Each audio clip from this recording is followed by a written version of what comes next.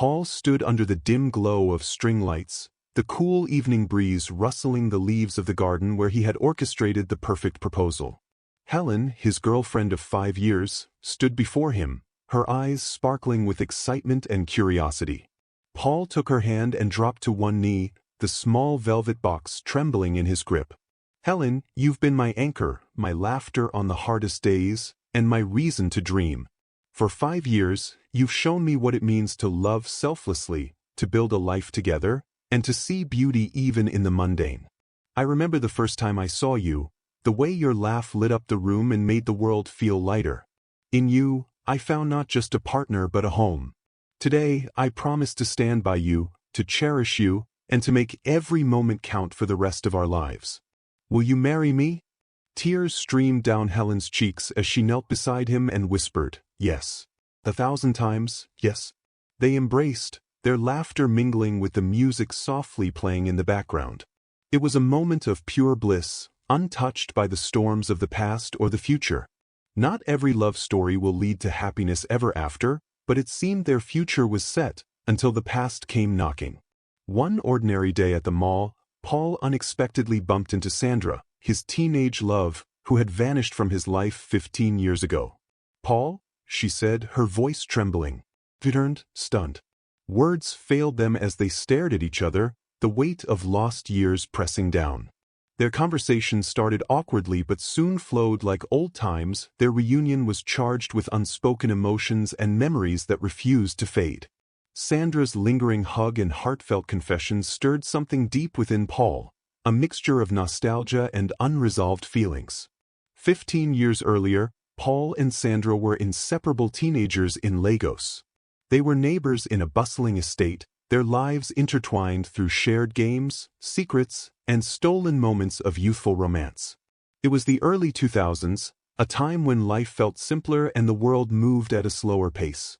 Paul and Sandra spent their afternoons playing hopscotch, on the chalk-drawn squares of the estate's pavement.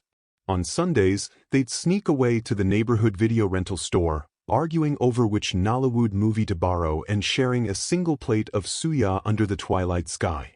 One rainy afternoon, they'd taken shelter in an abandoned building. As the rain poured outside, Paul nervously handed Sandra a handmade bracelet. "I'll always be there for you," he said, his voice barely above a whisper. She smiled, slipping the bracelet onto her wrist, and in that fleeting moment, they shared their first kiss. Their love was a tapestry of small, tender moments, riding Okadas together to watch sunsets by the lagoon, cheering on neighborhood football matches, and trading love notes written on the back of old-school notebooks. But life had other plans. One day, Sandra disappeared, her family abruptly moving away. Paul was left with unanswered questions and a heart full of longing. "I never stopped thinking about you," Sandra confessed, tears welling in her eyes. She spoke of the pain she endured, a teenage pregnancy, a forced abortion, and a life uprooted by her parents. Paul listened, guilt and sympathy etched on his face, but her final words struck a chord. "I never stopped loving you," the guilt that haunted her, and the life she'd been forced to leave behind. Moved by her vulnerability, Paul invited her to his apartment to continue their conversation. The night unraveled with bittersweet memories and unspoken emotions.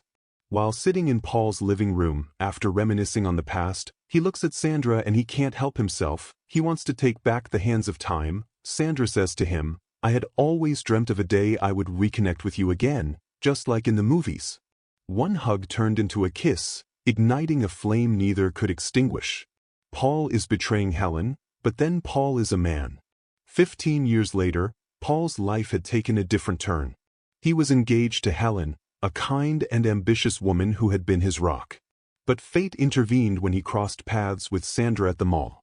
Time had changed her, but her eyes still held the same spark that once captivated him. Days turned into a haze of deceit. Paul and Sandra found themselves drawn into a dangerous affair, reliving the passion of their youth while betraying Helen's trust.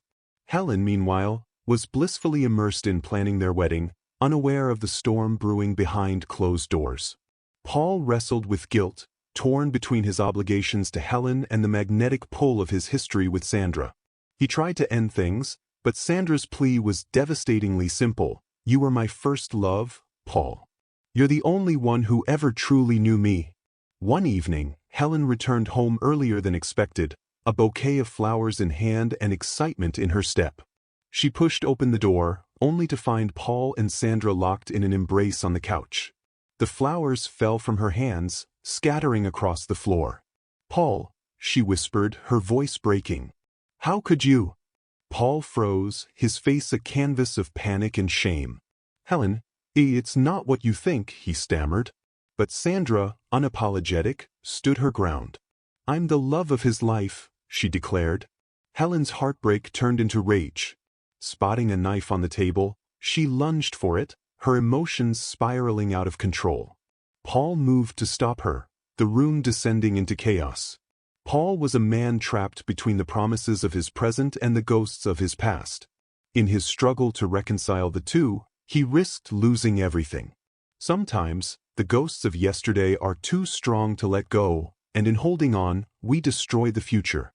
After uncovering Paul's affair, Helen is left at a crossroads. Will she fight for her relationship or walk away for good? Is this truly the end for Paul and Helen, or just the beginning of a new chapter? Stay tuned to find out what happens next. You won't want to miss it. Thanks for watching. Don't forget to comment, like and subscribe.